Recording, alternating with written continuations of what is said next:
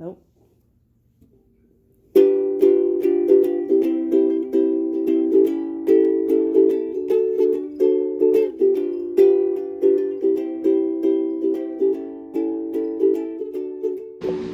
What is up, you guys? It's James from James' Reptiles, and in today's video I'm going to be talking about the animals I work with and why I decided to work with those specific species.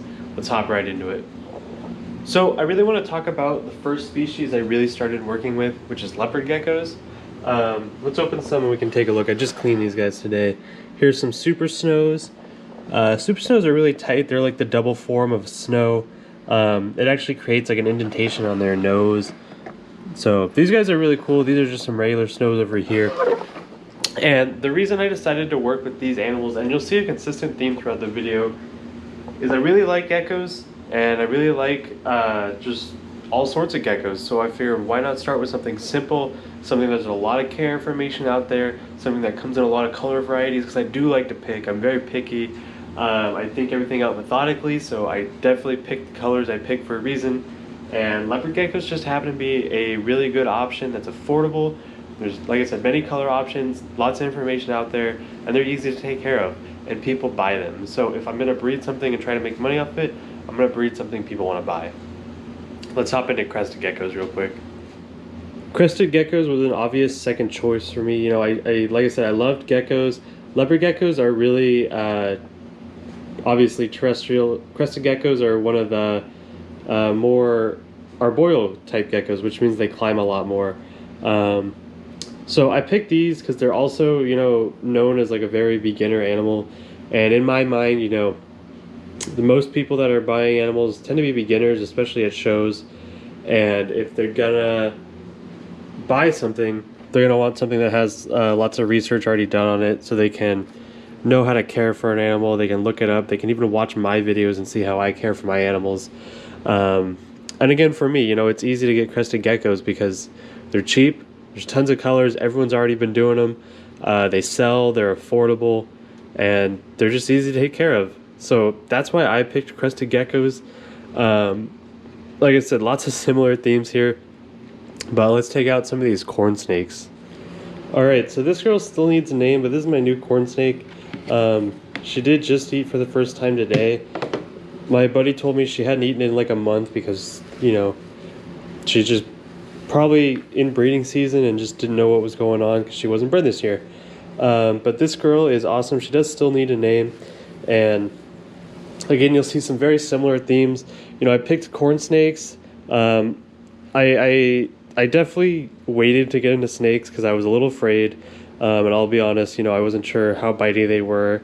And obviously they're not, you know, that's something I learned over time. But I really started with corn snakes, and that's going to be the first snake that I breed is corn snakes. And the reason for that is because A, they're affordable. B, there's lots of care information out there, and they're easy to care for besides that. And they come in so many color varieties, you know, I can really pick what I like and only work with what I like, and that's what I like to do. So they're definitely a first for me. And I think, you know, there's so much information out there. It's like, why would I want to work with something that I don't understand or I don't know? I'm just going to pick something that's easy, that, you know, I can work with all my different species and not have to like remember super nuanced care requirements. So that's why I picked corn snakes. And of course, I have other snakes. Here's my ball python right here, and up here is my Vietnamese blue beauty, probably hiding away. But I do want to breed the blue beauties in the future. The reason I actually ended up getting blue beauties before I bred corn snakes is just because I think they're extremely beautiful. They're definitely, they were on my top 3 or 4 list of animals that I really wanted. And the opportunity came my way, so I went and I bought a pair.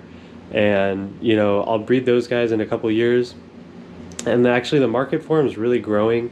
There's only a handful of breeders in the United States, and it's definitely one of those animals that's taking off in popularity. It's one of those large, uncommon Asian colubrids that everyone wants but no one has. So the market on those is definitely really good right now. So when I have babies, I'm sure, you know, they'll be higher dollar than what I paid for them. So that's exciting. Now, you may be thinking, James, you kept corn snakes for a little bit. You haven't even bred them yet. You haven't even bred your king snakes, which are another really easy animal to keep. why haven't you got any rare exotic geckos yet? Well, the fact is, I kind of have. I've got fat tails, and I've bred them before. They don't really do it for me, you know. They're not my cup of tea. I don't really enjoy the whole color. There's not many colors in fat tails that I enjoy. A lot of them are just brown and gray and black, and it's just not for me. I like leopards. I like the way they're, you know, bright oranges, and they're in purples and all different colors. And so I tried them, and I'm sure I'll try other species eventually. It's kind of hard to branch off. I want to focus on my main stuff real quick. You know, sell some of my main stuff, get some of this really settled in and cemented into my business. You know, I want to be known for cresteds. I want to be known for having leopards. And of course, on top of that, I am trying to breed other arboreal species. This right here is my gargoyle enclosure. And this is the second female I bought. And I'm hoping she lays eggs, because if she doesn't, then I have to buy a new male. And that's kind of annoying. So, I am trying other species slowly but surely. You know, if I start having eggs from them, I'll definitely expand gargoyles a little bit. But I just want to grow everything little by little. And like I said, start with my easy species, kind of learn a little bit about them, and then work my way into those harder animals to care for. The last thing I want to talk about is isopods. Isopods are extremely easy, extremely beginner animals. And they're definitely gaining popularity. You know, they weren't popular very long ago. In fact, not a lot of people really knew about them or really cared. But isopods are quickly gaining lots of popularity in the reptile and animal keeping hobby. And it's something I really wanted to get into, so I jumped pretty heavy into it. I mean, I have 10 different colonies here, and I think this is pretty good right now. There's not too many more that I want. There's some that I want, some of the Kibara species that come in all different colors, but they're extremely expensive, so I can't really justify getting any of those. Here's some clowns, lots of clown babies. I've had these for a while now, and I haven't had any babies, so it's nice to finally have some babies. And I want to grow that colony to a good size before I sell any, and then sell off kind of the uglier ones and really purify that, because the original ones I got aren't very attractive in my opinion, as opposed to what clowns can be.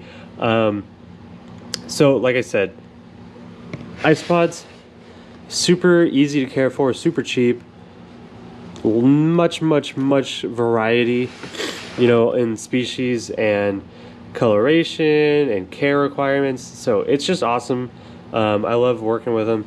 These are ones I actually got locally, a little closer to the Bay Area is where I collected these, but tons and tons of babies. I didn't put them on the best soil because I just didn't have much of it at the time, and I wasn't thinking, so eventually I'll have to move them on to better soil, and kind of work with that and see how I want to work with that colony. But isopods are definitely something that's growing, and they're growing on me every day. I just really want to check these guys all the time, but you know, that's not really how it works, right? So like I said, I really like working with beginner animals. I don't want to call them beginner animals, but they're more animals that beginners would get into, you know, something they'd start with, and it's a whole wide theme, you know. Easy to care for, lots of information out there, lots of color variety, affordable, and they sell really well. And there are people, you know, I don't like ball pythons. Not necessarily, I don't like them, I have one. He heard me, look at him. But I don't like the whole idea of only breeding a snake because you're in it for the money. You don't really care about keeping pet reptiles. That's not what I'm about. I work with what I like. I like picking colors, so I like picking things that have many colors because I can work with only certain genes that I like and stuff like that. So it's stuff that sells, especially on at reptile shows. And like I said, with all the different colors, if I really wanted to, I can get expensive stuff. I can get corn snakes that are worth $1,000. I can get I have leopard geckos that are worth a couple grand. I have crested geckos that are worth a couple grand. Actually, lily white prices are dropping right now, which is super upsetting because what I think is a female isn't breeding size yet. But I really want to separate her and really start kicking in some crickets, so I can really start beefing her up. But nevertheless, I'm James from James Reptiles. This has been me going over what I pick to keep and why I keep it and why I breed it. It's more of what I breed, I suppose. So make sure to like, comment, subscribe. All that definitely helps out the channel. If you guys enjoyed this video, I hope it was informational and maybe you took something away from it. Maybe you can use this information to make your decision about what you want to keep. As always, make sure to follow me on Instagram, Twitter, Facebook, jamesreptiles@gmail.com. You can find me on MorphMarket. All that's going to be linked down below. And have a good one.